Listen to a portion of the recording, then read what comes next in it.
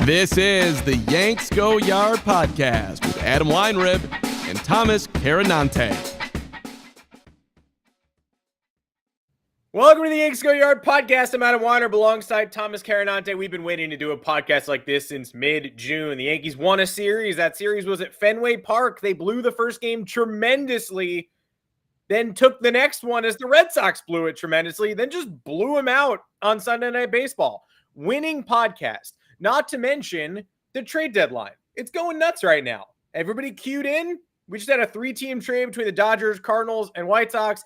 The Red Sox and Pirates just swapped a declining pitching prospect for a declining second base prospect, but maybe they're both also ascending and maybe they fit better where they were. The Yankees have made one deal for Jazz Chisholm. If you're going to make one, you better make it for someone as interesting to break down as Jazz Chisholm. So we're going to be talking Fenway series, the Jazz trade, early reaction and grades, what comes next, Glaber's comments, does Nestor Cortez make his scheduled start this week in Philadelphia? So much up for grabs right now, so we might as well get rolling. You can find us live on YouTube every Monday, Thursday, 2 o'clock Eastern. This is going to be one of the wildest streams we have done in a while. So let me toss it to Thomas Carannante first with an ad read. Thomas, welcome to the show, and then let's just get right into it. And by it, I mean 35 different highways.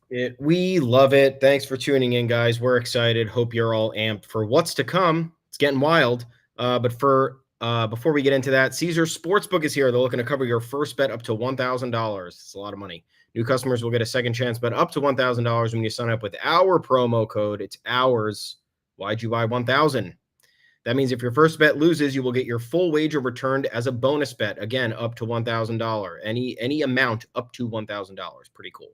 Caesars offers daily profit boosts as well as Caesars rewards credits on every wager, which can be redeemed for bonuses, sports tickets, and other VIP experiences. Signing up with our code YGY1000 not only covers your first bet, but also gives you access to their fantastic rewards program. If you're looking to join Caesars, go download the app and register with our promo code, again, YGY1000, to make sure your first bet is covered. This offer is only available to new customers who are 21 and older and physically present in legal gambling states.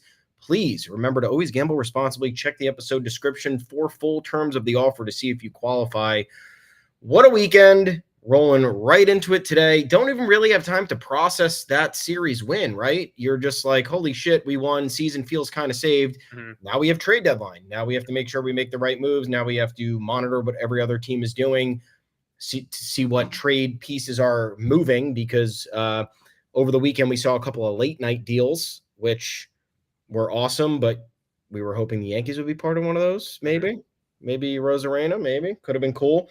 But as you know, at this point in the year, the clock has no limits. Deals are going down in the middle of the night. Players are changing teams in a heartbeat.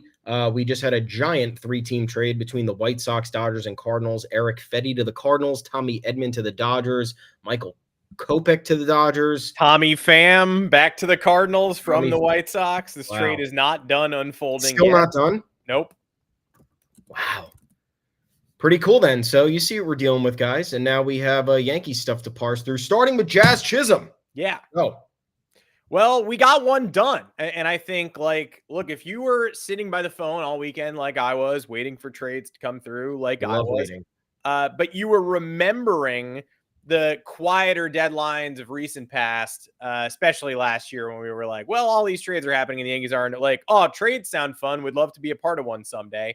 And then you get to the end of the trade deadline, they add Keenan Middleton. They don't sell anybody, which is all the more glaring now that we've seen the Rays, who are, I honestly don't remember how far back the Yankees were at last year's deadline, but I'm pretty confident that they were further back than the Tampa Bay Rays, who are a little over 500 and like 5 games out of a playoff spot right now. The Yankees didn't sell anyone last year. Bader, IKF, Glaber, what have you. And who knows who put the kibosh on that. The rumor is that Hal said no go, but, you know, we weren't in the room. We don't know.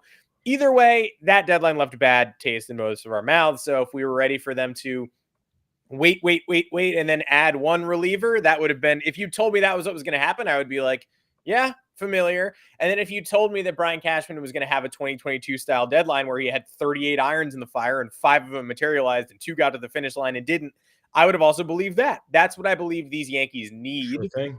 That's still what I believe these Yankees need. Whether the question is whether he chooses better irons than he did in 2022. And ironically, Frankie Montas is back on the table this year. In case it didn't already feel 2022-ish, there were even rumblings that they were looking to trade Nestor Cortez for major league help.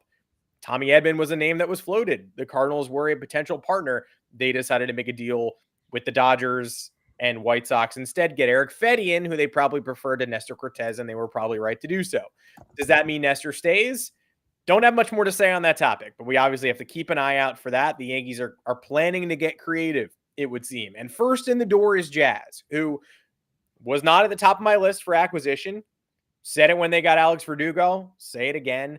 Not going to randomly decide to flip and be like, you know what? Now I actually get it. I get the player. I love it. Brian Cashman's a genius. Jazz was toward the bottom of the guys that I was interested in. But if you wanted to make a pro-Jazz argument, it would be he's never had a clubhouse like the Yankees clubhouse. Although last week, I think we were like, hey, what is the Yankees clubhouse? Are they good? Because they spiral every year. He's never had leadership like this, though. Skip Schumacher and Miguel Rojas and the people he was fighting with in the Marlins locker room. It clearly was the odd man out there. There's been a lot of speculation after the deal from, I think Jake Mintz had a good quote from someone inside baseball who was like, has Jazz ever received love and acceptance and encouragement? Like, is that where this is coming from? Does he just keep ending up in places where he's not authorized to be his best self? He thanked Jazz and Don Mattingly for letting him be him on his way out of Miami in an Instagram comment. But, again, who knows? Arguments in Jazz's favor. The pull power plays at Yankee Stadium. 13 homers this year for Miami. Would have 19 if he played every game at the stadium. Of course, he wouldn't play every game at the stadium, but he'd play more. Energy, you wonder, athleticism, something this Yankees team has never had. Versatility, even though he's better as a second baseman, and we'll get into all that. Maybe this overrated player who seemed to fall into slumps in Miami and was basically a league average hitter. Does he play up in the spotlight or does he play down? Is he the kind of guy who embraces it or shrinks away further? Seems to me to have the personality to embrace it, but the steak has to match the sizzle for it to make sense for the Yankees. Not my preferred acquisition, but you bring him in for Austin Ramirez, who Austin Wells' emergence has made a little bit less of a priority for the Yankees right now. Jared Cerna, who's a Rule 5 eligible infielder at the end of the year and who was the most guaranteed to be traded at this deadline guy in the entire system, basically, because he had value and they weren't going to protect him. And then an FCL lottery ticket. So at that price, yeah, a Jazz deal for me moves up from like a C plus B minus to like a B. And now we'll see what we have. First game impact he's made is already pretty clear. Got just one hit, manufactured run all by his lonesome. DJ LeMahieu knocks him in with a sac fly. LeMahieu didn't start any one of those games in Boston. So Jazz, not my ideal candidate. What's most important about the Jazz trade to me is what comes next. And I don't think the answer to that is going to be nothing. Yeah. I was hoping nothing. We were sitting around waiting for deals to go down this weekend. Saw this one happened. Got a reaction out of me. I said, great. Don't think it's anything special. I think it's a step in the right direction. It's definitely not the wrong move. We talk about this team holding on to prospects for too long, beyond their expiration dates, not capitalizing on value. I know you like Agustin Ramirez, right? But I am more than happy to trade away a catcher that we probably won't need down the road for someone who we're going to have for 2.5 years, can play multiple positions, is a lefty pull hitter, which I love, has some energy, brings athleticism. So I think you have to look at this in a specific lens, right? If you are viewing Jazz Chisholm as the blockbuster deadline candidate that this team needs, then you're going to be let down. You're going to be upset. Jazz Chisholm is not the blockbuster addition that this team needs. Then again, he's a talented player. He can perhaps unlock more of his abilities being surrounded in a lineup with more talented players. I understand we say that every time someone new comes to the Bronx and it doesn't come true, but you look at his track record. He's been with Miami since 2020. That team has sucked since 2020 outside of what? They made the playoffs 2 years ago and also in 2020, but they made the playoffs in They made a very silent playoff appearance last year too. Got knocked out by the Phillies. It was last year. Sorry. Yeah. In 2 seconds. And again, like every time Miami makes the playoffs, it's like, wow. I mean, last year they were like negative in run differential and stuff going into the playoffs. It was fun, but not a good team. Yeah, it's a team that was propelled by their pitching. They unreal pitching staff with Sandy Alcantara and all those guys. So I am intrigued to see what Jazz can do bouncing around this lineup with Aaron Judge, Juan Soto, Giancarlo Stanton when he's back, Austin Wells, best hitting catcher in baseball since June 15th, I think. Again, splicing stats, but that's a month and a half. I think we were sitting here talking about Austin Wells. We were waiting for him to break out because he had such bad batted ball luck. Now it's coming around. He's seeing the ball well. He's putting the ball in play. He's getting clutch hits. Power's back. So you factor in all these things, and yeah, it could turn around nicely for Jazz. But again, you have to view this properly. You can't view this as this is what's going to change the Yankees. No, this is what's going to push the Yankees in a more productive direction with the lengthening of their lineup. Everybody outside of Judge and Soto has mostly been bad for the entirety of the season. Like I said, Austin Wells' stats are getting up there, but they're still not where you need them to be if he's going to be your cleanup hitter. I don't think he's the cleanup hitter, but he's been subbing as that for the last week or two. And I think it's been working out, but still needs more. I don't know what this means in terms of Gleyber Torres, in terms of Alex Verdugo. You have Jason Dominguez coming back probably soon. Giancarlo Stanton's supposed to be activated today for the Philly series. Yep. You have bench pieces that you do not need. Jahmai Jones is one. J.D. Davis was DFA'd to make room for Jazz yesterday. Lost your cleanup hitter, which, that does sting. Our cleanup hitter. Rest in peace to our cleanup hitter. We didn't think it would come to this, but here we are. Yeah. Nonetheless, I think perspective here is very important. We talk, you have the player poll from The Athletic. Who's the most overrated player in the league? Jazz Chisholm. Sure. I mean, if I was a player, I would vote him too. I see his name everywhere. And you look at the stats and you're like, really? It was like Volpe last year where it was like, this guy's the number 3 overall prospect in baseball. And then you see his stats like in the middle of the season. You're like, what? If you weren't a Yankees fan, you're sitting there like, what's going on? Is this another situation where like the Dodgers are paying Major League Baseball to boost their farm system rankings every year? So view it positively. The Yankees traded 3 prospects, all of whom they're probably not going to need, for an established major league player who is versatile defensively, brings an element to this team that it is severely lacking, and could bring star power if the environment is advantageous enough. So that's my take on it. I'm happy with it. I will be upset with it if it's one of 2 low impact moves. That's where I stand. Yeah, I'm accepting but not enthusiastic. Although, look, again, game 1 in the Jazz era. Last night was cool. People were giving him shit for going 0 for 4, and I'm like, will you shut up? He also was on, apparently his plane circled Boston's shitty airport for like an hour and a half.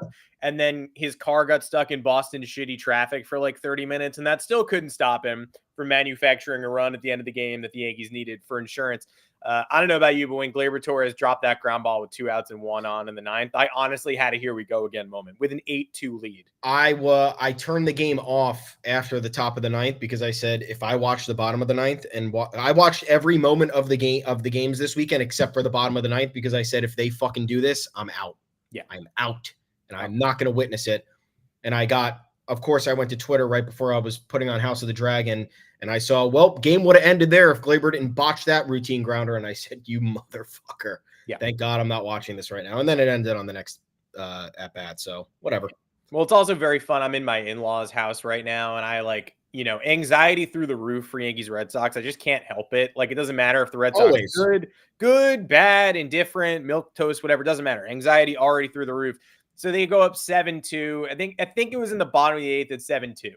And I was like, that's a pretty good lead. I mean, look, they could blow it. They could blow anything. They blew 7-4 the other day, but I don't feel horrible about it. And I was trying to think about blown leads in the past. And I started thinking about the 4-0 Domingo Germán lead in the bottom of the 8th at Fenway. And I was like, well, this is 7-2. So, it's 1 run more. They are even likelier to close this out than they were. And then I walked a couple more steps and I remembered, hey, weren't you in this same house for the blown lead against the Astros in the ninth. What was Were that? you really? 7-2.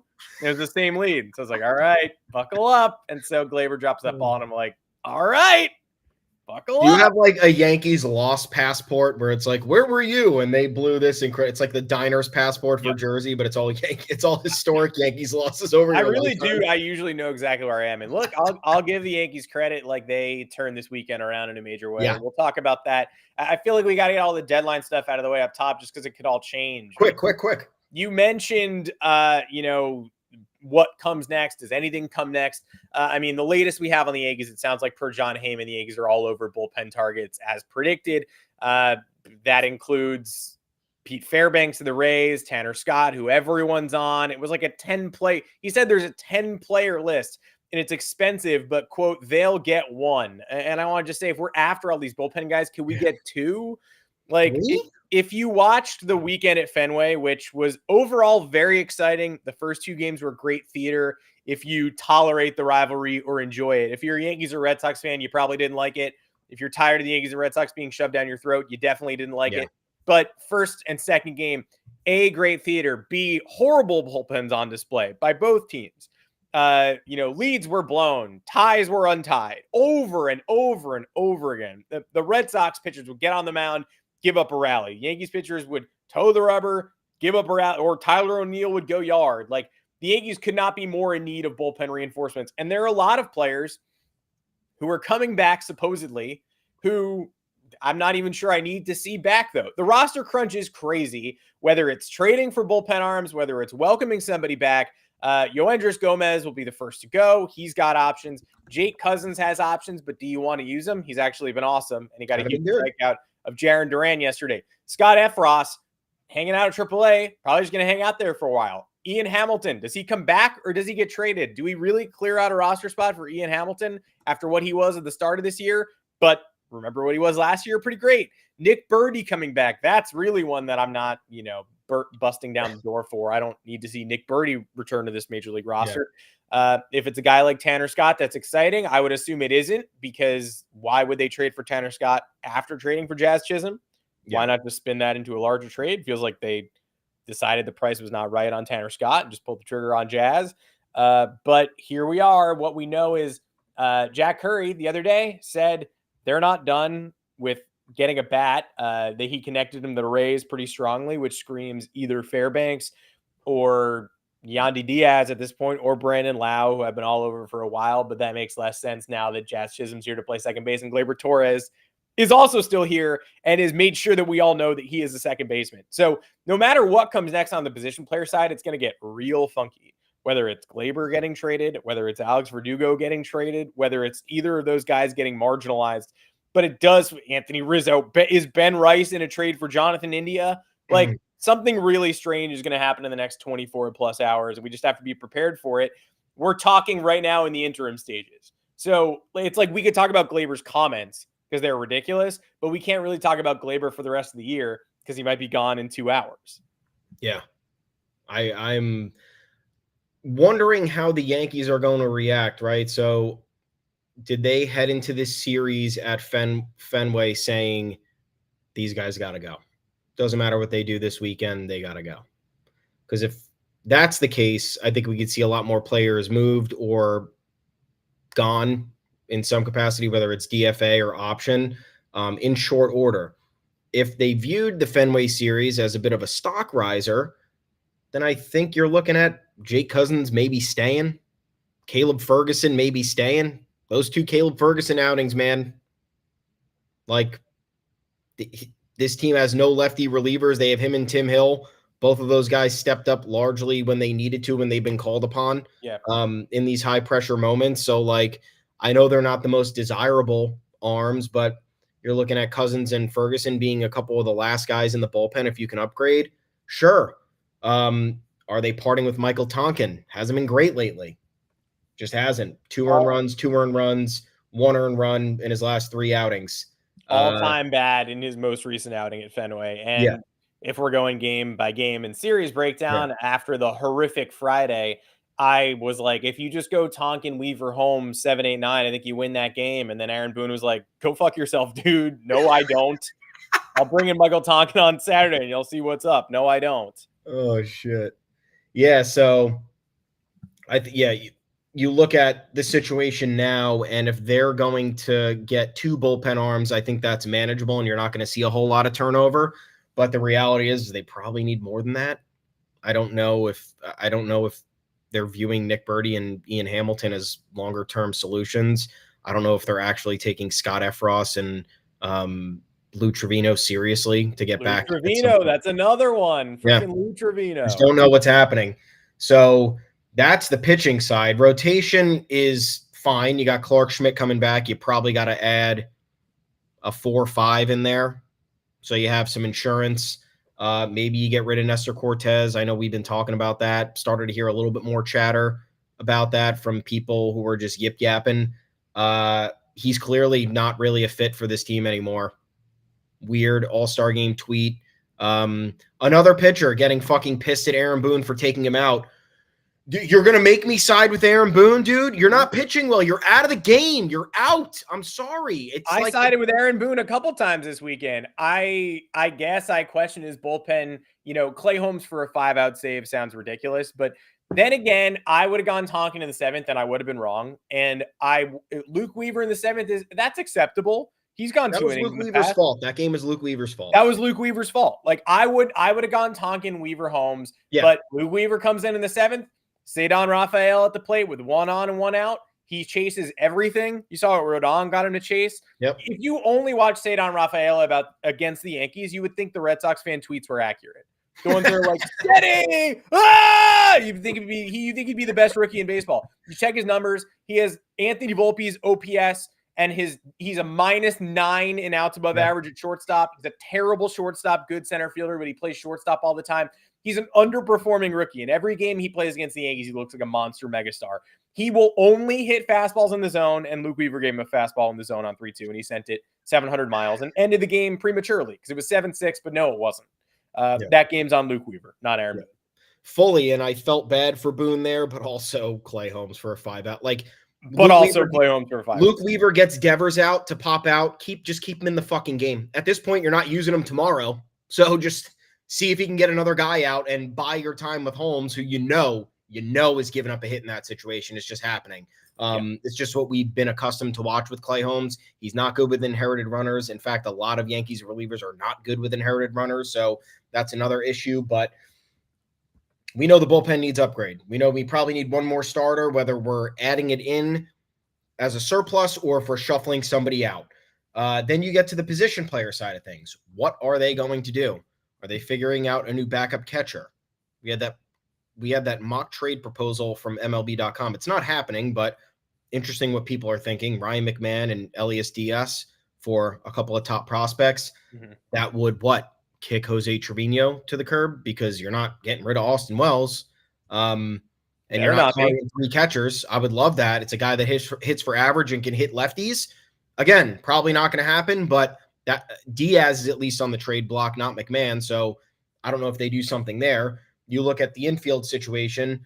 What's happening with Ben Rice? I don't know. He got a couple of big hits in this series, though, after I said, literally on Friday, I was like, he's becoming unplayable. He was in like a 4 for 50 stretch or something stupid. Hitting under 200. Really, yeah, I mean, not like batting averages. He's batting 65 over his last 2.5 weeks. And I'm like, all right, we're doing it again with another player. I like him. I like him a lot. But like you said before he came up for the deadline, you bring him up to see what you have, not as somebody who's the starting first baseman for the remainder of the 3.5 months of the season. So don't know what's happening there, whether it's trade fodder or he goes back down to the minors to get some more seasoning after getting this cup of coffee at the major league level.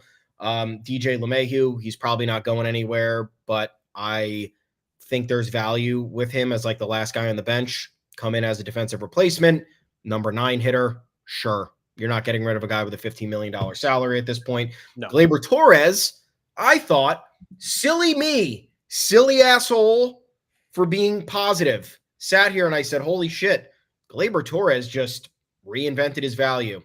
Saved the Yankees in Fenway. Clutch hit on Saturday that gave the team a 3-run lead in extras, which never happens, and which Clay Holmes needed 3 runs to get through that. You knew that was going to happen. So I'm sitting there, my mind's blown. 3 hits on Friday, goes 0 for 5 on Saturday, but gets a clutch 2-run double in extras. Oh my God. What's he do last night? 1 for 3 with a walk and a 2-run single. Got the Yankees up to a 3-0 lead in the first. We're back. He might actually be it if we can get enough people around him, get the pressure off of him. But what happens? They trade for Jazz Chisholm, which immediately creates some sort of roster ripple effect. Nobody knows what's. Of course, Aaron Boone. You ask Aaron Boone, "Hey, what's the plan with Jazz?" We don't know. We actually don't know yet. You don't know. You don't know. You traded for a guy you're going to have 3 years of control for. You have no idea how you're going to use him. Maybe he called the Boston airspace and said, "Keep him in the air. We actually don't know what we're going to do with him. We got to figure it out. So just keep him on the plane. We'll get back to you." Yeah. Jazz plays second and center, which I think is a great way to platoon guys and give days of rest, in my opinion. But there was rumor of moving Glaber to third, and in my opinion, it's just get Glaber off the roster. Because why? Glaber Torres is asked about playing third in his postgame yesterday, and he says, "I don't like it. I'm a second baseman. I play second base." Fair enough. And guess what, Yankees? This is what happens when you allow a player to make decisions for himself when he has not deserved the right to make those decisions for himself. He did this in 2020 after he was transferred over to shortstop, which was always the long-term. Don't forget, always the long-term plan with Glaber Torres since he was acquired in 2016 to be the team's long-term shortstop. The only reason he wasn't was because Didi Gregorius was there and they had him as shortstop in waiting. He ended up coming up faster than expected. They had a position open at second base. He dominated. They weren't making any changes at that point because they had a really good middle infield. And then he became too comfortable at second base to even want to entertain a move to shortstop, which was evident with the way that he played. So after those comments, now I'm eating my words. Now my positivity kind of went down the shitter, and this is why I don't do it. Or it's why I'm very light with doing it, because I get it thrown right back in my face. I don't know what the outlook is here. I think if the Yankees, if going into this series, I would have said to myself, regardless of what Glaber Torres does, he's gone. Mm-hmm. That's just what I would have said if I was the general manager. Yeah. I don't know what they're thinking. Maybe this revives some of the hope. But again, you've been hoping for 5 years. Same stuff has happened. Even during this hot streak, he's still batting .231 with a 670 OPS or 650 OPS or something. It's not good enough. Then you look at the outfield. Verdugo, another one who kind of uplifted his fortunes, right? Yeah. 3 multi-hit games in a row. He's only done that one time all season, and that was the tail end of the Dodgers series into the Royals series. I think he got 11 hits in all of July, and then he got 7 in that 3-game span. So he woke up a little bit, made a bad throw from right field yesterday to get the runner. Not going to really fault him for that because it was a bang play and because he's been playing left field all year. But also dogged it in the first inning, and it didn't matter because Soto drove him in with a home run, but hit a ball to the wall and ended up on first base. Okay. Yep. Yeah, that too. So again, if I was heading into the series and I was Brian Cashman, I would say Alex Verdugo is gone. I don't know how they're thinking though. 7 hits in 3 games is pretty significant, especially in a series with your backs against the ball against a rival who's been kicking your ass for years now. I don't know. Jahmai Jones needs to be gone now. Mm-hmm. And what I realize that we have to do is we have to factor in a roster spot for John Birdie. Right? Yep. So what's the limitation on acquisitions here? How many more bats do you go? What pitchers do you shuffle in and out? That makes me think, as a matter of fact, that fewer pitchers are safe than we might be leading on to believe. Yeah. Well, big news ahead of the deadline. Ken Rosenthal in Foul Territory just said the Yankees are the team to watch, and he suspects they're looking for several pieces. Well, that's ironclad. Let's go take that to the bank. Anybody want to go to the bank with me? I do think the Yankees are looking for a lot of pieces. Yes, I would agree. Love the bank. Before we move on to the Red Sox series, which again, I do want to gloat about this because we haven't literally, again, I'm usually so careful about gloating. This is not a permanent gloat. This is just an in-the-moment gloat. Awesome series. Not determinative for the rest of the season, but fun when the Red Sox are 2-7 out of the break with ERAs in the 7s after we were told Andrew Bailey was a miracle worker. Maybe whatever max effort thing he taught the pitchers, wore them all out in the first half. Tanner Houck was bad yesterday. We'll talk about it. But our picks for actual impact bats, I have now adjusted so we were on Nestor early, Nestor for Edman early, and it didn't happen, but Edman obviously did get traded, and everybody did talk about Nestor being available yesterday. Katie Wu had Nestor for Edman this morning. Heyman said his name is floating around. So I'm going to keep Nestor on the block and say the Detroit Tigers are open for business, but don't want to give up controlled pieces. Yeah. They'd rather just sell rentals. I am going to say, and I know this is wild, Say it, but either Nestor plus prospects to Detroit for Andy Ibanez, who's a utility glue guy who's controlled for like 4 years and is similar to Edman, but isn't injured and isn't that old. Well, he is, but he's got less experience and less mileage. Ibanez and Andrew Chafin, or Nestor and better prospect for Ibanez and Jack Flaherty. Because if you trade Nestor and don't get a Jack Flaherty and don't add to the rotation, then it's a bad trade. Because Nestor is what he is, great at home, poor on the road, regressing in his most recent starts, only under control through next year. Maybe they have Chase Hampton next year. Maybe they sign someone in the free agent market. You're going to be stuck with Stroman, whether he improves or continues regressing. Either way, Nestor has value, but yeah, he's a 4. Yeah, he's a 5. Yeah. In a great rotation. So if you trade him and replace him this year, I don't think the Yankees need 2 starters. When they traded Jordan Montgomery and brought in Frankie Montas, I was like, great, you need one more. And then they didn't get one more. And it was like, well, then what do we do here? This year, I don't think they need 2 because Clark Schmidt is coming back at some point, unless he has a setback. But in my opinion, 1 for 1 with Clark Schmidt on the horizon, Nestor out, starter in is enough. Get Jack Flaherty, and I say successful deadline no matter what you did with Nestor. Don't get Jack Flaherty, don't get anyone else, and trade Nestor for some utility guy, then I think it's a weird lateral move, especially with John Birdie coming back. Yandy Diaz is still my preferred target overall. Yandy Diaz or Brent Rooker, but Brent Rooker doesn't play the field, and you'd probably rather have Alex Verdugo in left field than Brent Rooker. But also, Brent Rooker's a masher and kind of a monster, and forget Alex Verdugo, maybe. So all things being equal, Yandy Diaz and Brent Rooker are the 2 players I want to see on the Yankees the most when the dust settles on July 31st, but only one of those is realistic. So give me Diaz. Or that aforementioned, Rice, Yoendris Gomez, Ian Hamilton prospect for Jonathan India and Sam Mole, another bullpen guy. I don't know. I mean, Yandy, India are the really Reds want relievers. The Reds have a lot of relievers. We've been scouting the Reds. We've been scouting the Rays. I would watch those 2 teams over all else right now. Yeah. It's all good points. I think you're right about the rotation too, because the playoff rotation in theory is Cole, Rodon, Stroman / Schmidt. You have Luis Heel. You don't need Nestor. You bring Jack Flaherty into the mix. That bumps somebody down into a long relief role, or it gives you the ability to throw 2 guys in a longer playoff series in one game. I don't know. But yeah, 2022, they clearly had a greater need for pitching. This year, I don't think they do. I think the overreactions with the pitching staff need to stop. I understand Marcus Stroman isn't giving the most length. His start on Saturday really upset me. I think Carlos Rodon's first inning issues are a little bit overblown. He's been way better than he has been poor this year. And I know that the blow up starts have frustrated us, but if we're looking at this from a longer term picture, this is a good rotation.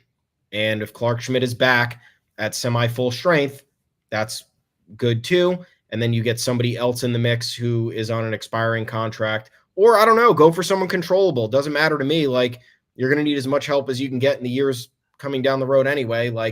It gives you flexibility to get creative down the stretch with your starters, get creative with Luis Heel's workload, get creative with Garrett Cole rest. Maybe he's going to need rest before the playoffs. I don't know. But I need, again, more bats, and I don't know what that's going to take. I feel like Nestor should get you a league average bat. I don't know what that would look like. You mentioned Brent Rooker. I like him a lot. Just need somebody to probably play more outfield because how many fucking DH reps do we have to go around? Yeah. Judge is going to have to DH a bunch.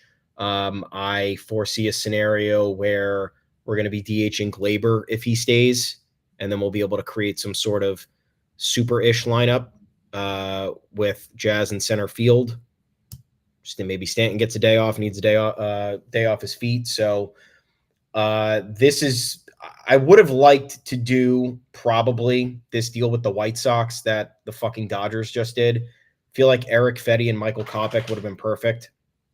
You get a bullpen arm, you get a starter that you're not paying a lot for, and the expectations are, hey, just go out there and eat 5-6 innings for me, and then maybe be someone out of the bullpen when the playoffs arrive. So it's a little bit back to the drawing board, in my opinion, because that was probably the most obvious deal they could have made. And now you look at the dust settling, and I don't know. Do you know? You might know better than I. The Dodgers give up a lot there. Doesn't really feel like they did. No, even for Edman. Like either. I mean, it feels like Miguel Vargas is like a classic Cashman guy. Like, is he Oswald Peraza at this point? Is he Pereira? Like, what is Miguel Vargas? He was a huge name a year and a half ago, got a shot in LA, didn't hit, and was improving this year, but that's kind of a prospect name who's lost his shine. Joral Perez, they gave up, was in the Futures game this year, but I think that was a lot of people's introduction to Joral Perez, is more infield depth, not somebody the Dodgers will be missing. Not someone whose, MLB debut was imminent by any means. And they get out of the deal without giving up Noah Miller, who was probably one of the best names they were rumored. Nightingale said they were going to, and then they didn't. So, yeah, I believe the Yankees could have afforded that. I like what I'm hearing, that Spencer Jones not off the table, George Lombard, Chase Hampton not off the table, but all of them kind of in that pocket of like, hey, for the right target, sure, but we're not giving you any of these guys for Jack Flaherty. What if it was Yandy and Pete Fairbanks? Yeah, that's kind of what I want. And I would do Lombard and Arias and Everson Pereira for Yandy and Pete Fairbanks. Yeah. I mean, based on, I guess, what the Rays accepted for Arozarena, they're just going to want their guys that they see. So that doesn't necessarily mean they're looking for the top end of your farm system. They're looking at the top end of their list in terms of what they determine to be a prospect of their mold. So it could help the Yankees, because guess what? Any prospect that the Rays think that, any prospect that is lower on the top 30 list that the Rays think they could further develop, the Yankees aren't furthering their development. The Rays will do it. So it's either watch the prospect wither away in New York, or give them to the Rays and maximize the chances of them coming through and get the major league pieces that you need. I'm leaning in that direction if that's what it comes down to. Yeah, but I would try to keep Spencer Jones away from the Rays. Of course. Based on the Randy package, probably don't. And based on what the Rays covet, they probably don't want him. They probably don't want a guy with a 37% strikeout rate. So we'll see. Hey, let's talk about the Sox series for, 15, 20 minutes. This is as crazy as it gets, by the way, trying to keep up with all this deadline trash while juggling, talking about a recent series. Tanner Scott, Jim Bowden is on foul territory now, saying Yanks are in a bidding war, but he said that about Isaac Paredes yesterday, and we clearly weren't, or we lost it. Says O's are the most likely team to get him. I wonder where he got that. Maybe the fact that he was an Oriole. That makes a lot of sense. But let's talk Red Sox series, because honestly, I don't think I'm alone in saying lowest moment of the past 5 years was Friday night. In retrospect, maybe now that we've just got 48 hours of perspective on it, the Yoshida game-tying home run against Clay Holmes was a worse loss. It was a worse loss than Friday night at Fenway. Yeah. Because I think Fenway series, no matter how good the Red Sox are, what heater either team is on, you can expect endless offense. No lead is safe, especially with this Yankees bullpen. But Fenway in general, neutral teams going against one another, 7-4 lead in the seventh isn't exactly impossible to blow, no matter how talented your relief corps is. That said, when the Yankees grab a lead out of nowhere, 4-3 to 6-4 on that demoralizing Judge home run into the Austin Wells home run, that's a game you can't lose. But then again, the very next day, 8-6, second and third, one out for the Red Sox. They don't get another run out of that. 8-7, they throw Juan Soto out at the plate. 8-7, 2 outs, Kenley Jansen on the mound, 0-2 to Trent Grisham. You can't lose that game. You definitely can't give up 2 2-out runs in the 10th on a Gleyber Torres hit and lose it 11-8.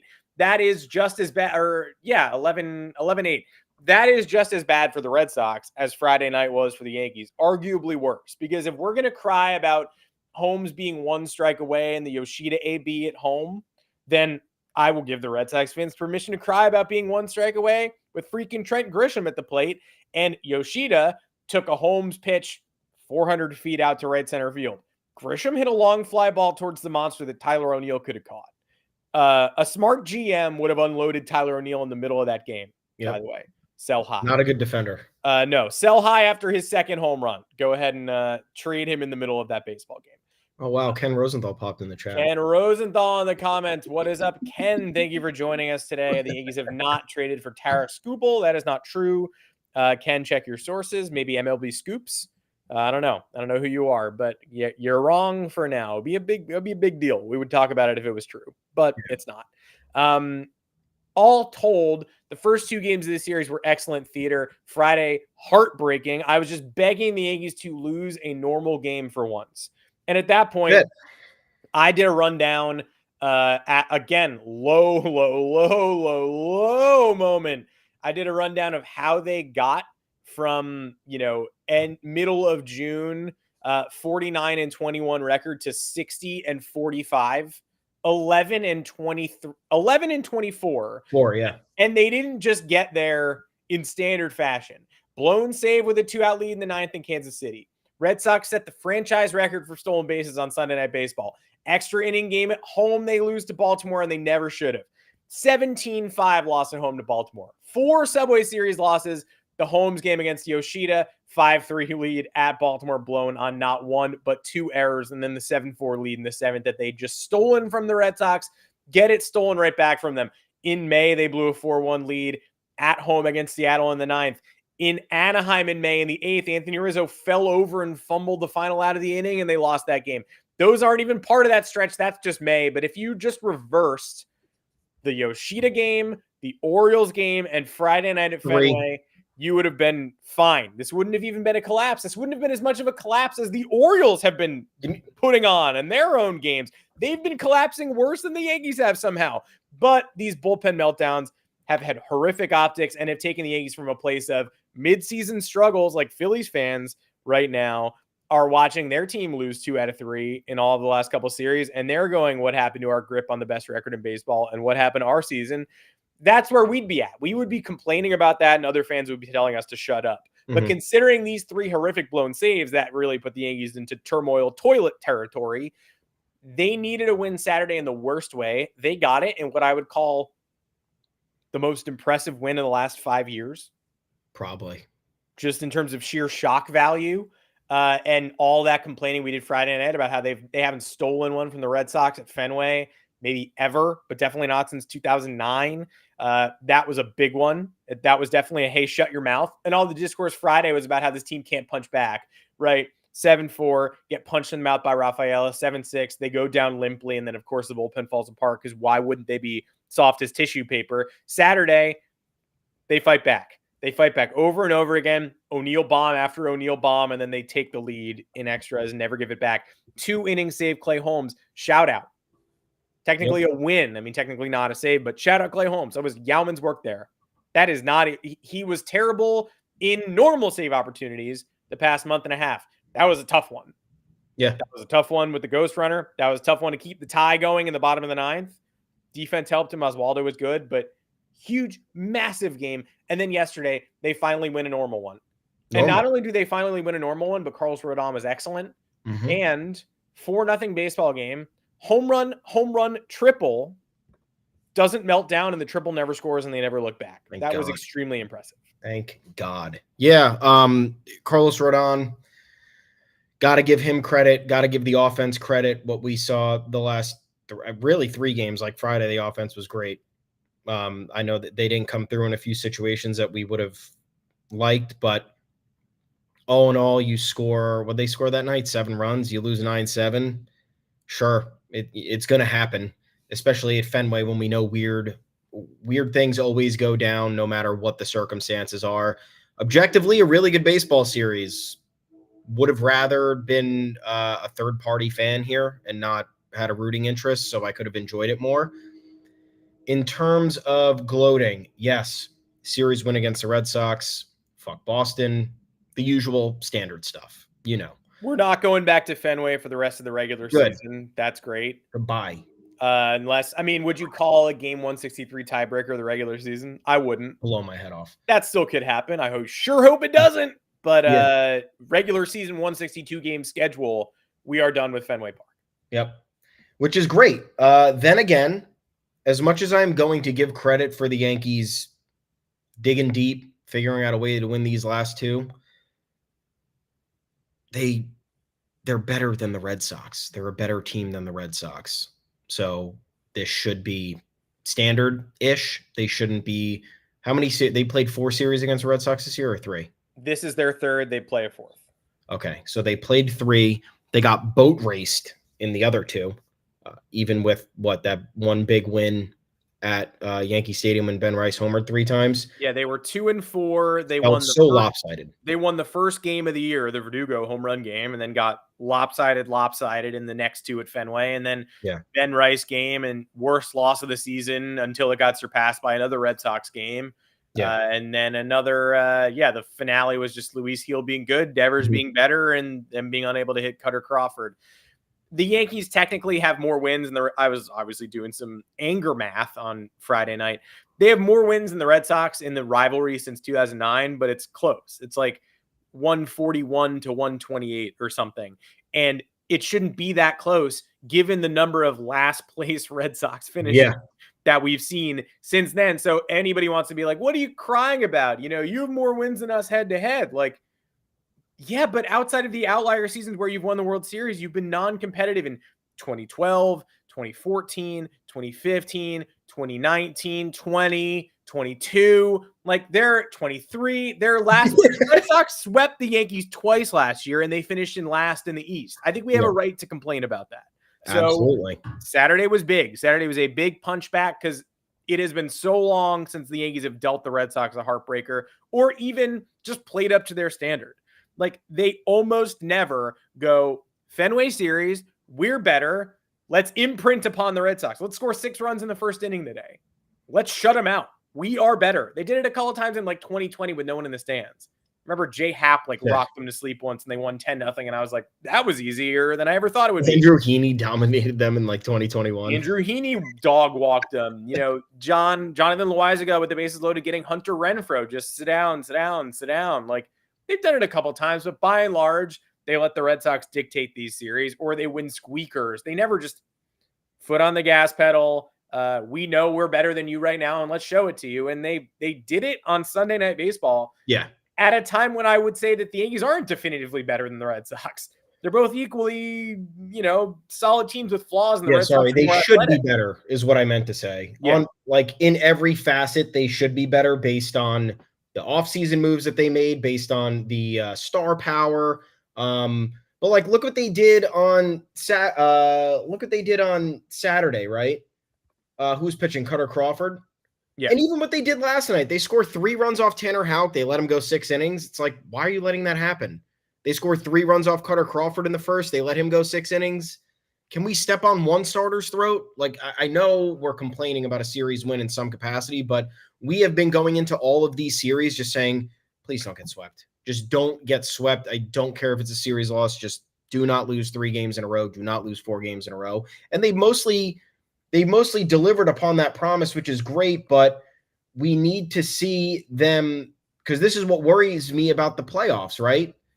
You need to be able to chase the starter and have that edge against a team that has, a superior roster at that point in time. If you're playing the Orioles, like in a series and you get 3 runs off Corbin Burns, he better not be going 6 innings. He better not be going 6 innings. And that's what I'm worried about this team is because they lay down for the most part. And then, Yankees last night, it's 4-2. They break away a little bit in the 7th, and then they break away in the 8th. And it's like you get to exhale. But I'd like a little bit more of a normal win and a little bit more of a normal loss in these situations. Nonetheless, series win against the Red Sox, not going to downplay it. It is significant, but it feels like it's hard. It's always way harder than it should be. Oh, I mean, they're just the Red Sox are kickstarted for these games, and we're not. I don't know why. Turbo mode. Yoshida in turbo mode. Like, he's unstoppable against the Yankees, and he's a 260 hitter with no power against everybody else. Yeah. Like, it's crazy. Although he's going to get traded this offseason. I even briefly was like, should we get Yoshida? Before I remembered we have 9 DHs. And like, look what the Red Sox do too. They acquire Danny Jansen because they know why. They trade for Danny Jansen. Why'd they do that? Because they know he fucking beats the shit out of the Yankees. How have we never had Rowdy Tellez? How have we never had Rowdy Tellez over the years? Every Red Sox fan is like, Rowdy Tellez kills us. And he does. He has like 19 home runs at Fenway in like 40 games. But we've never had Rowdy Tellez, and they go out and trade in the division to get Danny Jansen. Thanks a lot, Blue Jays, by the way. Assholes. You know what you're doing. Classic. Yeah. Blue Jays will do anything to screw us, so that's not surprising. I'm not even thinking about them, though. Red Sox, you have my attention. You probably always will. Blue Jays, shoo. Yeah, it's true. No, you do have my attention, Red Sox. I mean, I was in such a low spot heading into this series, and even heading into the game last night, that I was like, I briefly was like, I'd rather have a normal loss than a crazy win. And then I was like, no, I'd rather win. Yeah, I'd rather win the baseball game.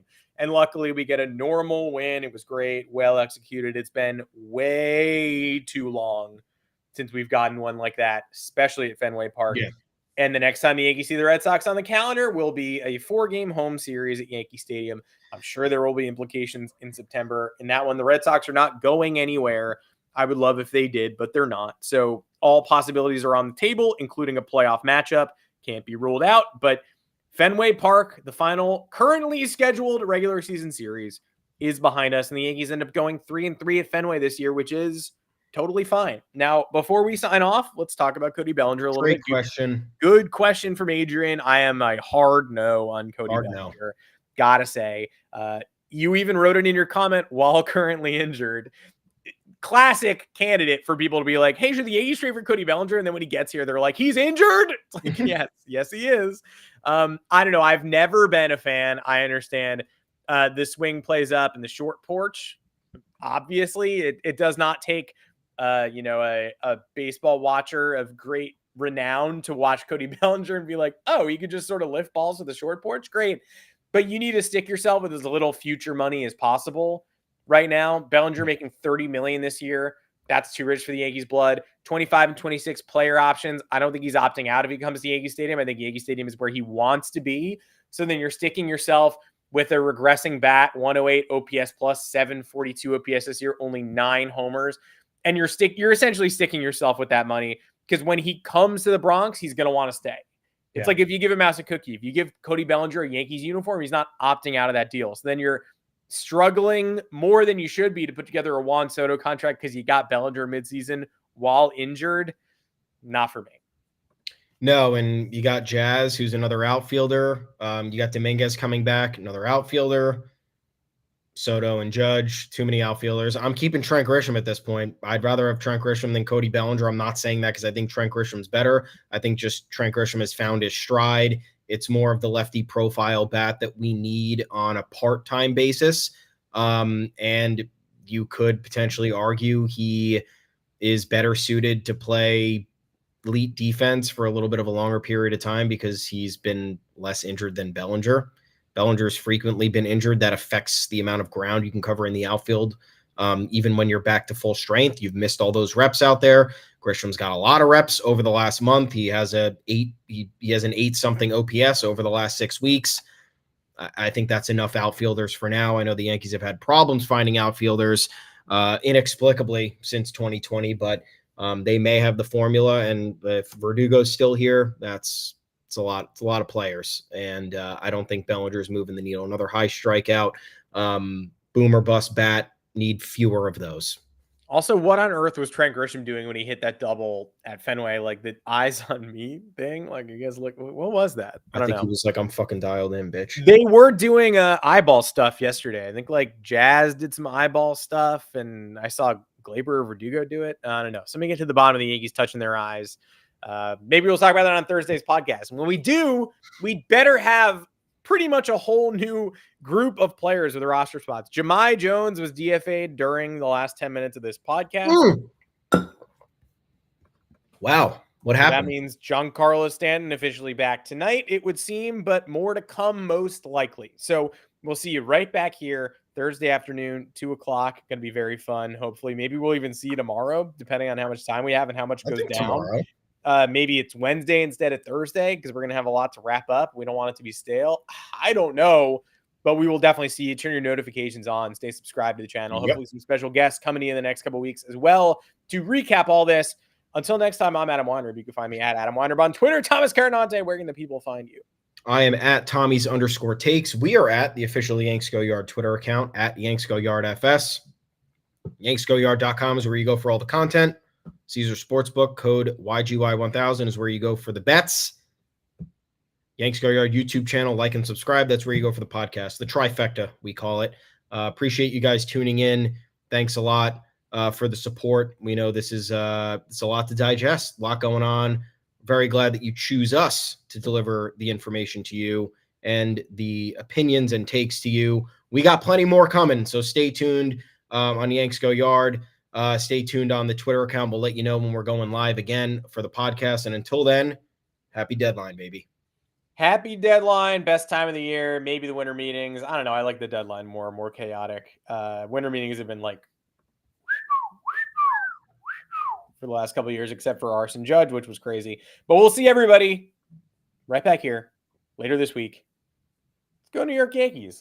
We're having more fun now than we were on Friday. That's at least something. Baby steps. See you with the deadline recap in a bit.